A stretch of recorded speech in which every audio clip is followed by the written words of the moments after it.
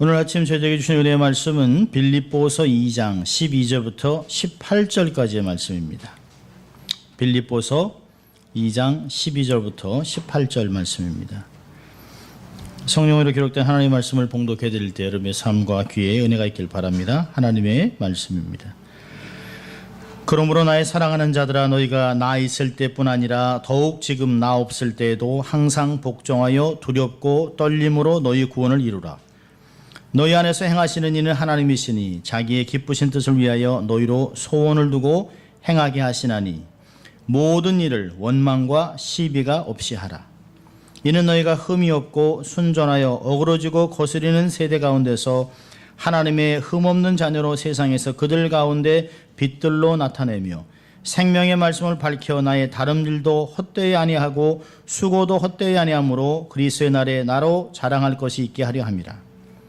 만일 너희 믿음의 제물과 봉사 위에 내가 나를 관제로 드릴지라도 나는 기뻐하고 너희 무리와 함께 기뻐하리니 이와 같이 너희도 기뻐하고 나와 함께 기뻐하라. 아멘. 하나님의 말씀이었습니다.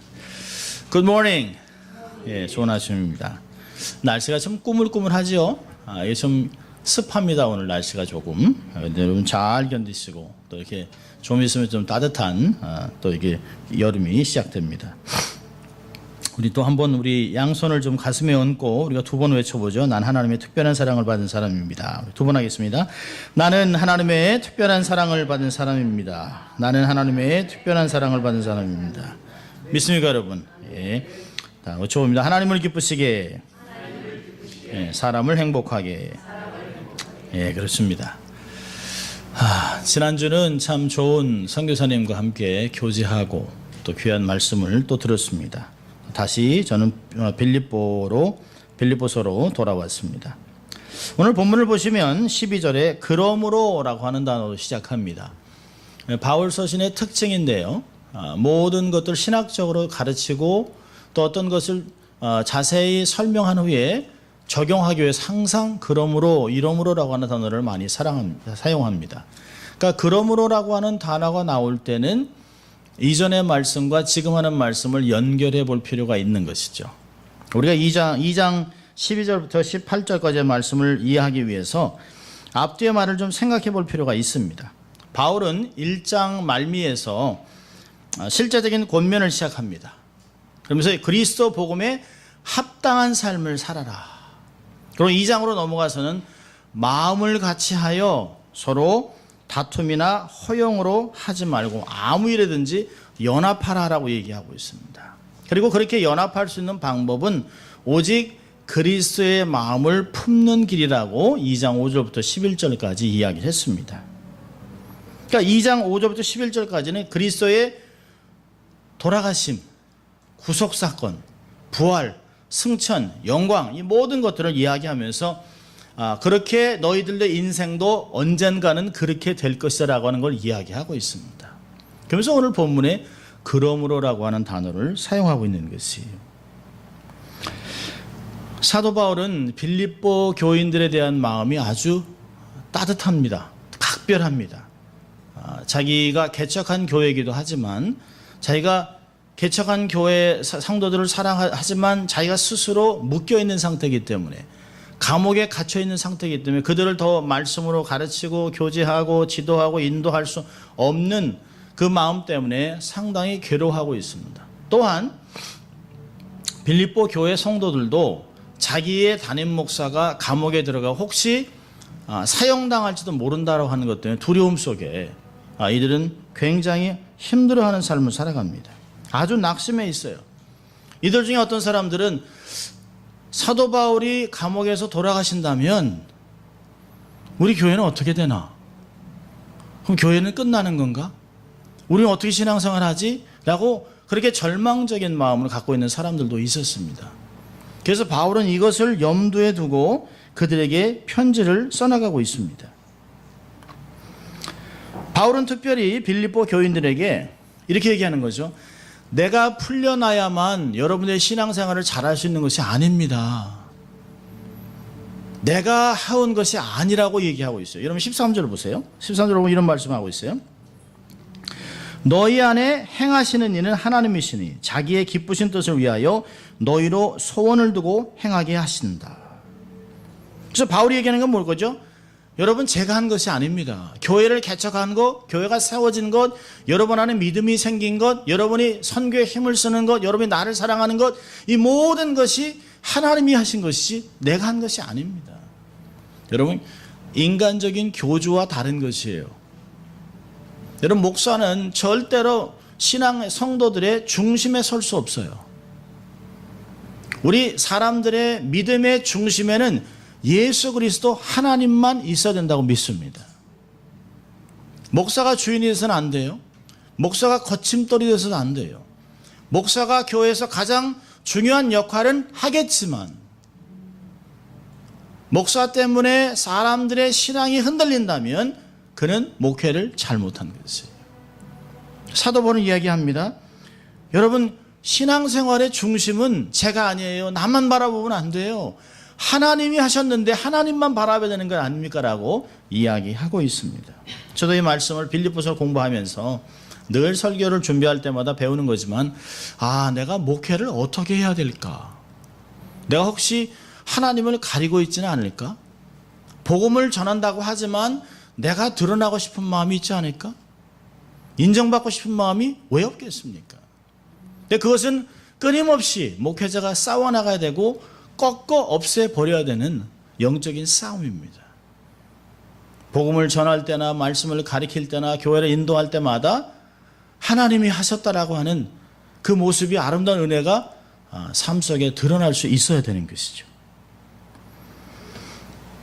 바울이 없기 때문에 혹시 사형을 당해 죽으면 빌립보 교회와 자신들의 믿음 생활이 끝날 것이라고 여기지 말라고 하는 것이에요. 중요한 분은 하나님이죠. 하나님이 그들과 함께 계신다는 것이, 하나님이 그들 안에서 일하시면서 소원을 두고 선한 일을 행하게 하신다라고 얘기하고 있습니다. 저는 오늘 본문의 13절의 말씀은 교회사와 신앙생활 하시던 그리스도인들의 삶과 역사를 보면 쉽게 발견되는 기본적이고 아주 중요한 사실입니다. 목회자들과 지도자들이, 영적 지도자들이 침묵하거나 침묵을 강요당했던 시기들이 있었습니다. 그런데 감사하게도 기독교 복음은 사라지지 않았습니다. 지도자들이 전부 죽임을 당하거나 멸절한 시기도 있었습니다. 그러나 기독교는 사라지지 않았습니다. 여러분, 쉽게 예를 들면 중국을 보면 그럴 수 있어요. 1949년에 중국 공산당이 중국을 점령했습니다. 그리고 모든 선교사들을 추방했습니다. 그리고 1966년부터 76년까지 10년 동안 문화대혁명이라는 시기를 겪었습니다. 모든 지식인들을 다 죽였습니다. 특별히 교회는 다 문을 닫았습니다. 교회는 십자가를 다 불태웠어요. 교회 의자를 다 부수고 그것을 공산주의를 학습할 수 있는 강당으로 만들었어요. 어떤 곳에서는 돼지 피를 일부러 뿌렸다고 그래요. 그리고 그들은 완전히 종교는 아편이라고 가르치면서 종교는 있을 수 없다, 완전히 중국 전체를 무신론화 시켜버렸습니다. 그들은 기독교의 뿌리를 완전히 뽑았다라고 생각했습니다. 그런데 놀라운 것은 그런 엄청난 핍박 속에서도 모든 성도들이 아주 신앙의 깊이를 소유하고 자기가 갖고 있는 성경을 필사하고 또 성경을 통째로 외웠던 사람도 있고, 그런 가운데서 토굴에 숨었거나 지하에 있거나 신앙생활을 열심히 했습니다. 제가 중국에서 사역을 할 때도 보면 오히려 선교를 하는 사람이 부끄러울 정도로 그들의 믿음은 대단했습니다. 물론 그들의 신앙, 성경의 지식은 낮아요. 성경을 많이 알지 못하기 때문에. 제가 심양에 성경을 전해주러 갔었습니다. 한 마을은 마태복음을 12명이 쪼개서 외우고 있습니다. 근데 한 사람이 다 외웠다 그 사람이 죽으면 알 수 없기 때문에. 그래서 성경을 나눴어요. 어떤 사람은 1장부터 4장까지 외우고, 어떤 사람은 잘 외우는 사람은 6장 외우고, 이렇게 해서 그 사람이 모입니다. 모이면 마태복음 28장을 앉아서 듣는 것이에요. 어떤 사람은 신약을 이렇게 손으로 필사했는데요. 이 성경의 2배입니다. 2배. 제가 성경을 갖다 주니까 눈물을 뚝뚝 흘리죠. 그들은 얘기합니다. 우리가 비록 많은 지식은 잊지 못해도 우리는 날마다 주님을 만났습니다. 주님은 날마다 우리를 격려하고 위로하셨습니다. 그들의 삶 안에 나타났던 하나님의 역사를 보면 대단하죠. 지금 중국 교회가 세계에서 가장 큽니다. 기독교인이 1억 5천만 명입니다. 인구의 14억에 15억에 비하면 별건 아니겠습니다만 1억 5천만 명의 기독교인들이 지금 전 세계에 선교사를 보내고 있는 걸 보면 마치 복음의 촛대가, 하나님의 촛대가 한국에서 중국으로 옮겨진 것 같아요.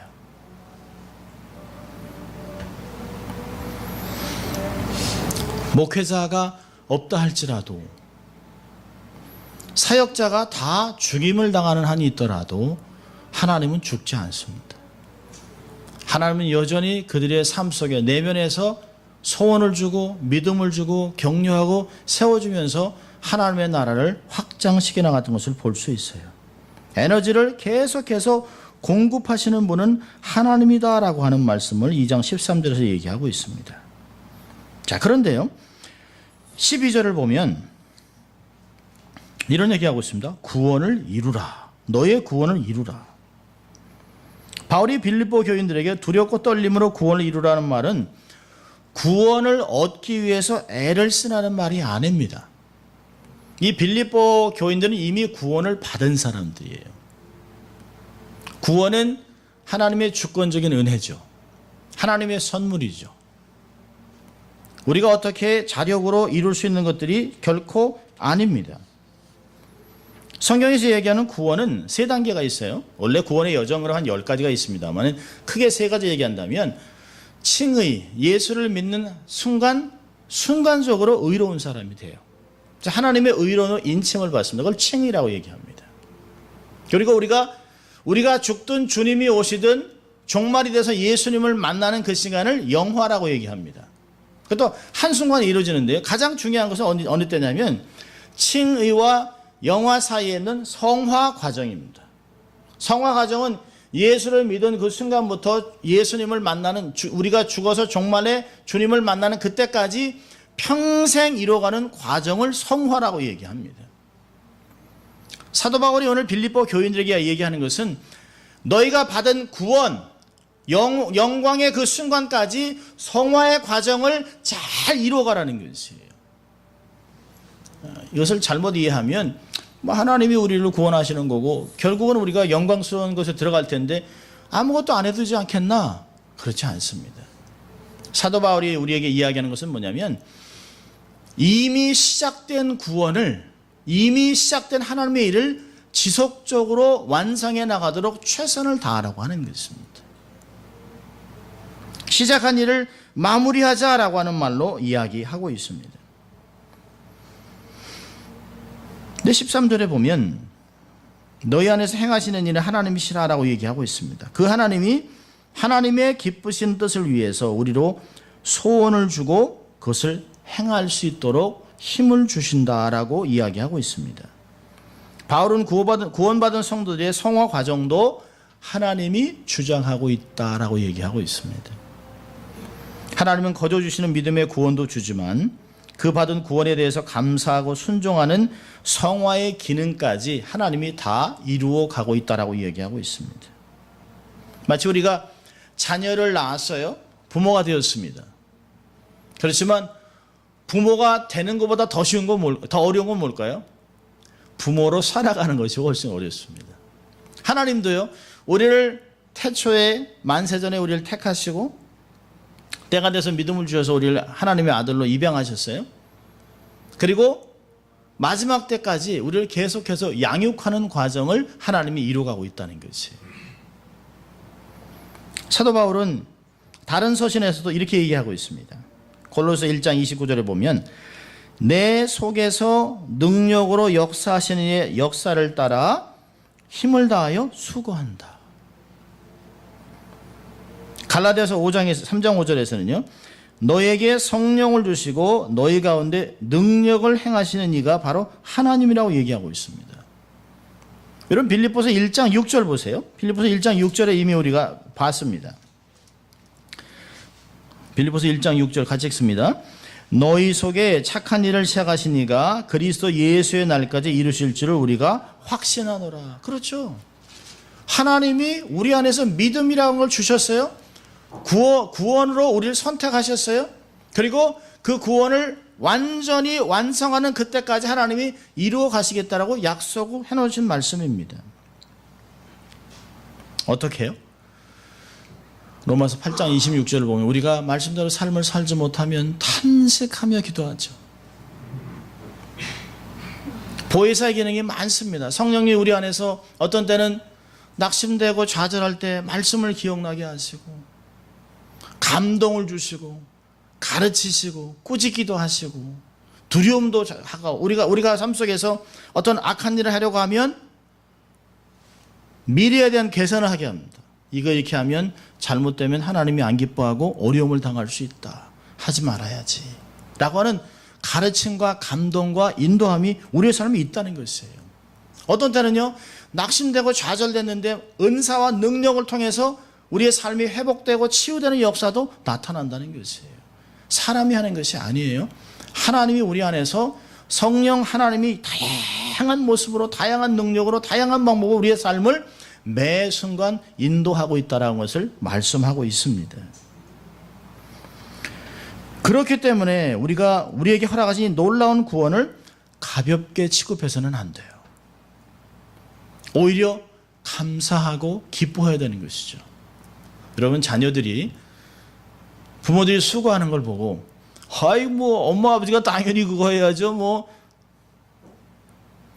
만약에 저 아이들이 아버지가 당연히 수고해야지. 그러면 하지요. 수고하지요. 마음이 어떨까요? 아휴, 저 철없는 놈 저거. 어떤 때는 한번 지워받고 싶죠. 그런데 그 수고하는 아버지 보고 막 민망히 여기고 불쌍히 여기고 고마워하고 감사하고 이런 마음이 있다면 아버지의 마음이 어떨까요? 하나라도 더 해주고 싶죠. 그런 마음을 가지라는 것이에요. 하나님이 내게 이 엄청난 구원을 베푸셨는데 지금 이 순간도 돌아보면 에베네셀의 하나님, 임마누엘 하나님, 결국엔 내 삶을 영광스러운 가운데 인도하신 그 하나님을 생각하면 어찌 감사하지 않겠는가라고 하는 것을 사도 바울이 이야기하는 것이에요. 마치 사도 바울은 내가 여러분들을 인도할 수 있었던 것도 하나님의 은혜입니다. 하나님이 하셨습니다라고 고백하고 있어요. 절대로 하나님 우리에게 허락하신 놀라운 구원을 가볍게 취급해서는 안 된다는 것이죠. 오히려 두려움과 떨림으로 잘 이루어가라고 권면하고 있습니다. 시편 2편 11절을 보면 바울의 권면을 잘 이해할 수 있어요. 이렇게 얘기합니다. 시편 2편은 여호와를 경외함으로 섬기고 떨며 즐거워할지어다. 하나님을 존중하기 때문에 하나님을 경외하기 때문에 기뻐하지만 함부로 행하지 않는다는 것이에요. 하나님을 경외함으로 허락하신 약속의 말씀을 더욱 순종하면서 성장하고 성숙하라는 권면하고 있습니다. 자, 14절부터 16절까지는 이런 놀라운 구원을 경험한 성도들의 자세가 어떠한 것을 이야기하고 있습니다. 14절을 보면 모든 일을 원망과 시비가 없이 하라고 얘기하고 있습니다. 바울은 하나님의 자녀라는 지위와 신분 때문에 바르게 살아가야 될 텐데요. 바르게 사는 방법이 모든 일에 시비와 원망이 없게 하라고 얘기하고 있습니다. 왜냐하면 성도들은 하나님의 자녀가 되는 권세를 갖고 있어요. 하나님의 성품에 참여하는 자들입니다. 하나님을 본받는 자들이라고 얘기하고 있어요. 빛의 자녀요, 하나님의 영광스러운 사역을 감당하는 하나님의 전권 대사들입니다. 그렇기 때문에 구원을 이루는 일과 교회를 섬기는 일과 모든 신앙생활하는데 원망하거나 시비를 걸지 말라는 것이에요. 이 원망이라는 단어가 참 재밌는 단어예요. 공구스무스라는 단어인데요. 이걸 자꾸 읽으면 웅성웅성 하는 소리가 들립니다. 이게 처음에 교회의 어려움을 보면 수근수근거리는 게 있어요. 수근수근. 335 모여서 이렇게 얘기합니다. 그게 원망이에요. 원망이 지나치면 어떻게 될까요? 시시비비를 가리면서 따지기 시작합니다. 이거 아닙니다. 그거 아닌 것 같은데 저 사람 왜 저러지? 이런 얘기를 하게 됩니다. 공공연히 하게 됩니다. 사도 바울은 원망하다가 죽은 이스라엘 백성들을 예로 들고 있습니다. 이스라엘 백성들이 하나님을 원망하다가 약속의 땅에 들어가지 못한 것을 예로 들어 설명하고 있습니다. 여러분, 우리 교회를 보세요. 저희 교회도 이렇게 작지만 우리가 다 똑같습니까? 한 고향, 성도 똑같고 그래요? 아니에요. 성도 달라요. 생긴 것도 달라요. 배경도 달라요. 고향도 달라요. 이민원 횟수도 달라요. 생각하는 것도 달라요. 취향도 달라요. 이 다 다른 사람이 모이면 쉽겠습니까? 아니에요. 어느 정도 우리가 스스로 자기를 자제하고 누르고 용납하고 품으니까 여기까지 오는 거예요.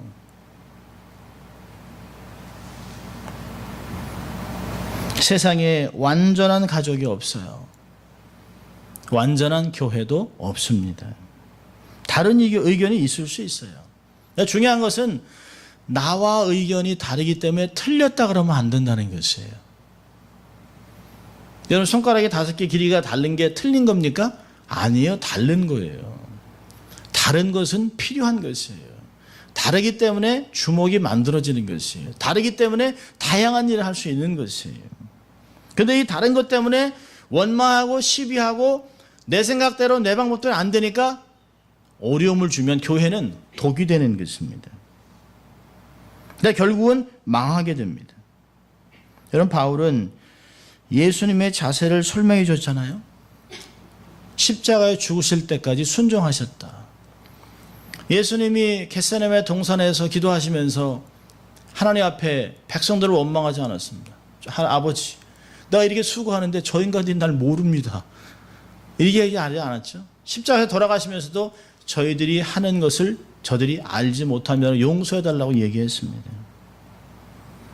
원망하거나 저주하거나 불평하지 않았습니다. 바울은 그런 예수의 마음을 품으라 라고 하는 것이에요. 원망하지 말아라. 시비하지 말라고 얘기하고 있습니다. 15절에서는요. 우리 15절 같이 읽습니다. 시작. 이는 너희가 흠이 없고 순전하여 어그러지고 거스리는 세대 가운데서 하나님의 흠없는 자녀로 세상에서 그들 가운데 빛들로 나타내며. 예. 15절에서는 두 세트의 그 비유를 대고 있습니다. 세상은 어그러지고 거스리는 세대. 세상은 흑암. 반대쪽으로 하나님의 백성들은요, 흠이 없고 순전하고 흠없는 자녀, 그리고 빛들로 나타납니다. 오늘 주일 아침이잖아요. 오늘 새벽 2시 플로리다에서 올란도에 있는 게이 나이트클럽에서 총기 사고가 나서 20명이 죽었습니다. 무슬림이 게이 나이트클럽은 왜 갑니까? 왜 그랬을까요? 자기의 코란에 허락하지 않은 동성연애를 죽이러 간 것이죠. 20명이 죽고 45명이 다쳤습니다. 이 기간이 언제입니까? 라마단 기간입니다. 라마단 기간. 코란을 읽고 자기 알라에게 삶을 헌신하는 때이기 때문에 그들이 정숙하지만 극단적으로 빠지면 최고로 악한 테러 분자들이 될 수 있다는 걸 알 수 있어요.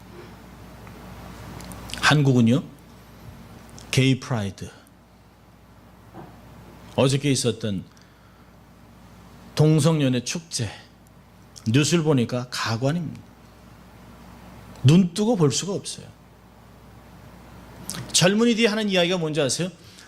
제발 좀 우리를 놔두세요. 우리가 원하는 대로 우리의 취향대로 또 권리를 인정해달라고 얘기합니다. 제 아들이 동성애로 에이즈로 죽어가는 걸 부모로서는 볼 수가 없어요. 막아야 하는 것이에요. 여러분, 세상은 이렇게 뒤틀리고 타락한 세상입니다. 이곳에서 하나님의 사람들이 어떻게 살아야 될까요? 그들과 다르게 살아내라는 것이에요. 더럽고 추잡한 삶을 인정하고 동화돼서는 안 된다라고 얘기하는 것이에요. 세상은 캄캄해요. 어디 갈지 몰라요. 당장 죽을지도 몰라요. 한국의 에이즈가 몇 배로, 거의 1960년보다 100배가 많은 동성애가 생겼습니다. 에이즈 환자가, 한국에서는 에이즈 환자가 되면 한국 정부가 처음부터 끝까지 먹을 것까지 다 대줍니다. 약까지. 세금으로. 그러면 안 되잖아요.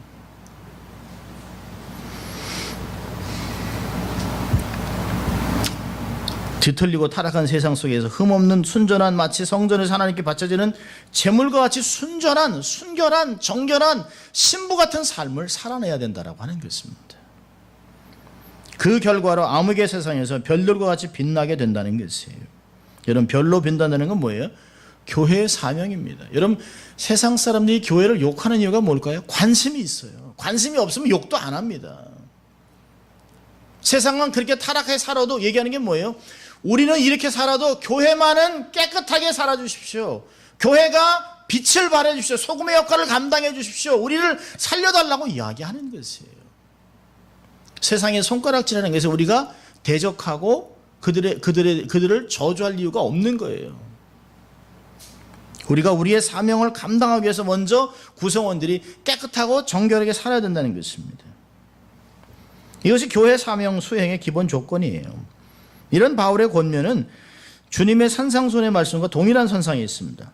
마태복음 5장 13절부터 16절까지 보면, 너희는 세상의 소금이니 소금이 만일 그 맛을 잃으면 무엇으로 짜게 하리요? 후에는 아무 쓸데없어 다만 밖에 버리워 사람에게 밟힐 뿐이니라. 너희는 세상의 빛이라. 산 위에 있는 동네가 숨기지 못할 것이요 사람이 등불을 켜서 말 안에 두지 아니하고 등경 위에 두나니 이러므로 집안 모든 사람에게 비추느니라. 이같이 너희 빛을 사람 앞에 비추게 하여 저희로 너희 착한 행실을 보고 하늘에 계신 너희 아버지께 영광을 돌리게 하라. 얼마나 귀한 말씀입니까? 자, 16절 말씀을 보면 생명의 말씀을 밝히라라고 얘기하고 있습니다. 세상의 빛들로 나타내서 생명의 말씀을 밝히라고 얘기하고 있습니다. 그래서 밝힌다라고 번역된 말, 그 에페코라고 하는 단어는 횃불을 꽉 잡고 앞으로 내민다, 그런 뜻이 있습니다. 이게 뭘까요? 진리의 말씀을 견고하게 붙잡고 이 말씀을 세상에 내밀어 비치게 복음을 증거하는 자의 삶을 살라라고 하는 것이에요. 외부의 핍박에도 불구하고 복음을 굳건히 붙잡고 흔들리지 말고 타협하지 말고 넘어지지 말고 좌절하지 말고 그 붙잡은 말씀을 세상에 전파하라는 것이에요. 횃불을 꽉 움켜잡고 앞으로 내밀어 빛을 밝히듯이 생명의 말씀을 굳건히 붙잡고 세상에 진리의 말씀을 얘기하라는 것이에요. 그런 바울이 외부의 핍박과 고난과 어려움 속에 있는 빌립보 교회에게, 빌립보 성도들에게 교회의 사명을 얘기하는 것은 참 인상적입니다. 사명을 감당하기 위해서 공동체가 먼저 흠없는 공동체가 된다라고 이야기하고 있어요. 우리는 현대 교회들이 사도 바울의 말씀에 귀를 기울일 필요가 있다고 저는 생각합니다. 저는 지난주에 세계 한인 선교대회를 며칠 참석하고 선교에 대한 이야기를 열심히 하는 것을 봤습니다. 선교사들의 이야기를 듣고 교제하고 굉장히 많은 선교사들을 만나서 교제하고 그들의 삶 속에 나타난 하나님의 능력과 또 은혜, 또 현지에서 일어나는 얘기도 많이 들었습니다. 그러면서 그들이 동일하게 하는 이야기들이 있어요. 목사님, 한국교회의 특징은요, 열심히 있습니다. 그런데 어디 가나 분열합니다. 현지에서도 그 작은 선교사 몇십 명밖에 안 모였는데도 하나가 안 된다는 거예요. 유난히 분란이 많고 유난히 세상과 타협한 신앙의 모습을 갖고 있는 한국교회, 세상과 별 다르지 않은 모습을 가지고 웅장한 교회 속에서 타락한 목회자들, 세상과 다르지 않은 엔터테인먼트로 교회를 덧칠하고 있는 현대 교회, 그런 교회가 정말 세계 선교를 감당하겠다라고 소리칠 수 있냐는 것이에요. 여러분, 불은 어둠에서 여기 불이 있다라고 외치지 않습니다. 그저 불만 비치면 불이 있는 것을 아는 것이에요. 아주 캄캄한 곳에서는 성냥불 하나만 그어도 밝아집니다.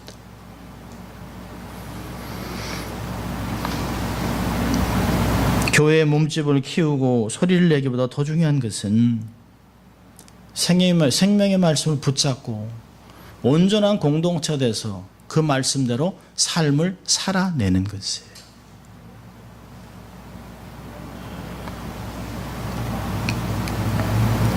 그렇게 되면 사도 바울이 이렇게 합니다. 여러분이 이렇게 삶을 살아내면 나의 다름질도 헛되지 않고 수고도 헛되지 아니하므로 그리스도의 날에, 마지막 심판의 날에 나로 자랑할 것이 있게 될 것입니다.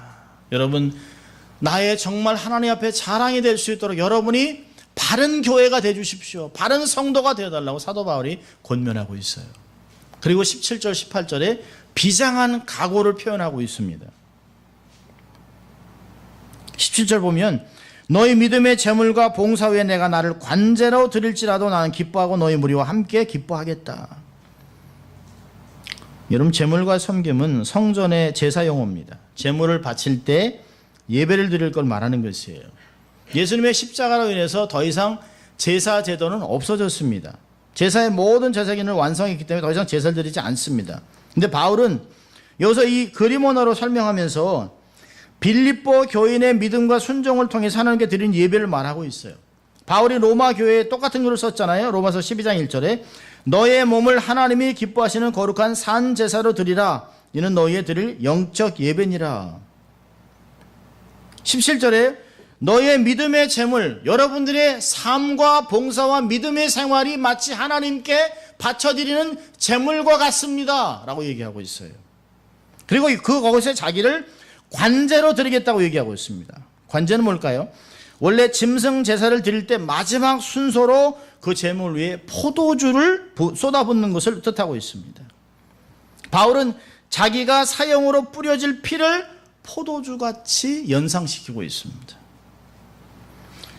빌립보 교인들의 믿음의 제사를 완성하기 위해서 자신의 붉은 피를 쏟아부어도 나는 좋습니다. 기쁩니다. 여러분의 믿음의 봉사와 믿음의 신앙생활에 마침이 될 수 있도록, 완성할 수 있도록 내 피를 쏟아부을 수 있다면 나는 기쁩니다라고 얘기하고 있습니다. 빌립보 교인들의 온전한 믿음의 삶을 위해서 기꺼이 희생하겠다는 것이에요.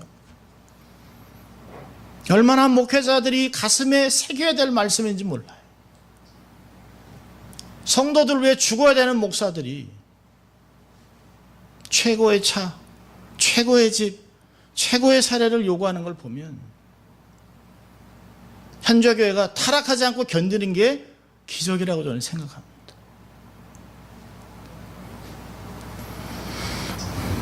자신의 다가오는 운명을 붉은 포도주를 관자로 쏟아붓는 것에 비교한 바울이 순교의 명령을 기쁨으로 받아들일 것이니까 여러분들도 기쁘게 여기세요 라고 이야기하고 있습니다.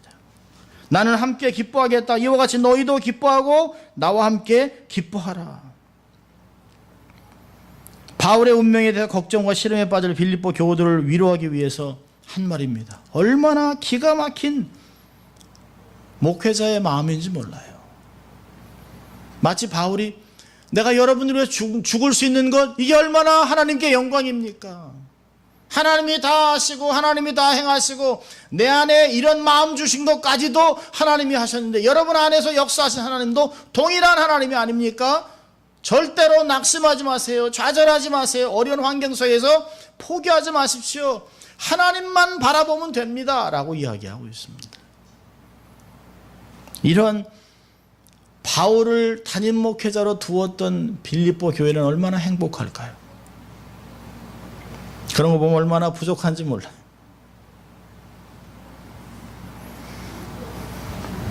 믿음과 지도력을 겸비한 대단한 목자입니다. 삶에 필요한 모든 것과 고난을 감당할 능력 주신 하나님 때문에 바울은 기꺼이 감사하게 제물이 되겠다고 고백합니다. 여러분, 기독교 전승에 의하면 베드로는 로마에서 거꾸로 십자가형을 당했습니다. 안드레는 십자가에 묶여 설교하면서 순교했습니다. 야고보는 예루살렘에서 목 잘려 순교했습니다. 요한은 끓는 가마 속에서 기적적으로 구출된 후에 반모섬으로 유배되었습니다. 바돌로메는 산채로 껍질이 벗겨졌습니다. 도마는 동인도의 코로만다리에서 창에 맞아 순교했습니다. 마태는 이디오피아 오지에서 칼로 순교당했습니다. 야고보는 성전 꼭자기에서 던짐받고 곤봉을 맞아 순교했습니다. 바울은 고문과 박해오 네로에 의해 목이 잘려 순교했습니다. 여러분, 이들이 이렇게 순교의 제물이 될 수 있었던 것은 하나님이 지속적으로 공급해주는 능력이 있었기 때문입니다. 하나님이 자신의 삶 안에서 역사하심을 느끼고 알고 확인했기 때문인 것입니다. 우리의 구원을 하나님의 뜻대로 이루시기 위해 거룩한 산제물의 삶을 살아가면서 세상에 복음을 증거하는 우리가 되어야 하는 것입니다. 그렇게 삶을 살아가는 여러분 될 수 있길 주의 이름으로 축원합니다. 기도하겠습니다. 하나님 아버지, 감사합니다. 오늘도 하나님 저희들을 말씀으로 초청하시고 이 마지막 때에 주님 오실 날이 얼마 남지 않은 이때에 우리가 어떻게 삶을 살아가야 될지 말씀으로 도전하시고 권면하시고 인도하신 것 감사합니다. 우리에게 허락하신 이 구원을 기쁨으로, 감사함으로, 감동으로 우리의 온 몸을 다해 잘 감당해서 결국에는 사명을 감당하는 저희들 될 수 있도록 주님 축복하여 주시옵소서. 감사하고 예수님 이름으로 기도합니다. 아멘.